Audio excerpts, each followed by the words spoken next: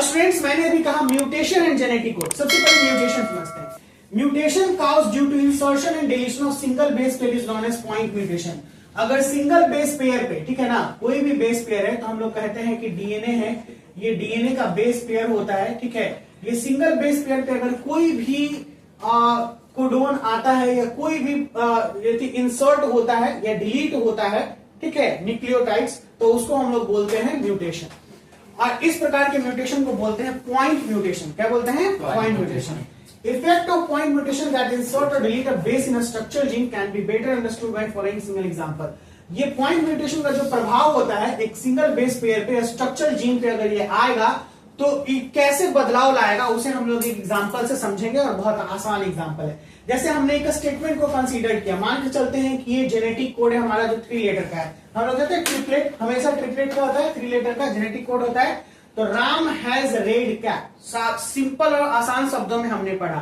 इसी प्रकार से जेनेटिक कोड होता है, जैसे हम ऐसे भी लिख सकते थे AUG GUG AAA, ठीक है, इस प्रकार से लिख सकते थे। लेकिन आसान शब्दों में समझने के लिए हमने ये जाना Ram has red cat. Clear है? अब हम इसमें क्या कर रहे हैं, if we inserted a letter B between has और रेड, ये देखिए हैज और रेड के बीच में हमने एक लेटर एंट्री कर दिया, इस लेटर का नाम है बी। क्या नाम है? बी। अब क्या बदलाव होगा, ध्यान दीजिएगा। राम है, हैज है, हमने हैज के बाद बी लेटर एंटर किया। जैसे यहाँ पे बी डाला, ये बी आर ई बन गया, डी को पीछे ढकेल दिया, डी सी ए हो गया और ये पी बन गया। क्योंकि जाहिर सी बात है, हमने पढ़ा था कि जिस समय में ट्रांसक्रिप्शन हो रहा था तो ट्रांसक्रिप्शन 1 by 1 कोडोन हो रहा था ना, जो हमेशा 3 रखेगा। तो कोई भी एक एंट्री करेगा तो एक को तो पीछे धकेल देगा। और देखिए यहाँ पे इससे कितना बदल गया, पूरा चेंज हो गया। यस सर, सेंस ही चेंज हो गया कि नहीं? इसी तरीके से जो जेनेटिक कोड का एक सही मतलब मायने रहता है किसी भी डीएनए में, किसी भी ऑर्गेनिज्म में, वो बदलाव होगा तो वो म्यूटेशन कहलाता है। अब देखते हैं सिमिलरली इसमें 2 लेटर इंसर्ट कर दे, हम BI इंसर्ट कर दे, तो राम हैज BIREDCAP, चेंज हो रहा है ना। फिर इसमें एक लेटर और इंसर्ट कर दे, 3 लेटर का ये बना दे, तो बिग अगर ला दे तो क्या बन जाएगा, Ram has big red cat. तो ये सेंस दे रहा है, इसका मतलब ये मत समझिएगा कि ये सेंस दे रहा है, ये बहुत बड़ा बदलाव लेके आए। इट इज चेंज, ठीक है ना, इट इज कंप्लीट चेंज। जो एक बेस पेयर में जो एक प्रोटीन कोडेड होगा या जो भी कोडेड होगा जिस चीज के लिए, जो ऑर्गेनिज्म के लिए, वो ऑर्गेनिज्म एकदम बदल के आएगा और यही काउज करेगा म्यूटेशन को। क्या काउज करेगा? म्यूटेशन। और म्यूटेशन मैंने पहले ही बताया कि म्यूटेशन अच्छा नहीं होता है। ये कैंसर ला सकता है, कोई बीमारी ला सकता है, किसी भी ऑर्गेनिज्म में किसी प्रकार का बैड इफेक्ट ला सकता है, ठीक है, म्यूटेशन। ओके, म्यूटेशन से टीबी हो सकता है या नहीं? टीबी नहीं हो सकता है, क्योंकि म्यूटेशन जो होता है वो कैंसर काउज करता है, और कैंसर जो होता है वो अनइंटरप्टेड सेल होता है। कहने का मतलब कि जो सेल हमारे शरीर को जरूरत ही नहीं है वो सेल बढ़ जाना, वो सेल डेवलप कर जाना। हाँ, इनडायरेक्टली। ट्यूबरकुलोसिस, टीबी जो होता है वो बैक्टीरिया से होता है। यहाँ पे बैक्टीरिया को कोई वास्ता ही नहीं है, बैक्टीरिया एंट्री करेगा ही नहीं। बैक्टीरिया अलग चीज हो गया और ये अलग चीज हो गया, ठीक है। ये हमारे जेनेटिक से रिलेटेड है और बैक्टीरिया आउटर से रिलेटेड है, वो पैथोजेनिक हो गया वो बैक्टीरिया। ओके, कोई दिक्कत? देखिए म्यूटेशन एंड जेनेटिक कोड में बच्चे लोग अगला जो टॉपिक है, यानी हमने देख लिया कि सर यहाँ पर एक 3 लेटर इंसर्ट करने से कितना बड़ा बदलाव हो गया है।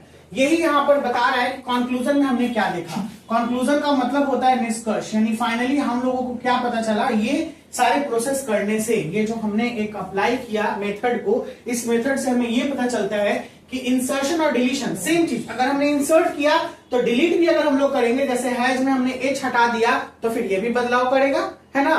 तो इंसर्ट का मतलब होता है कोई भी चीज को डालना, और डिलीट का मतलब होता है किसी चीज को हटाना। तो इंसर्शन और deletion of 1 or 2 bases changes the reading frame from the point insertion or deletion।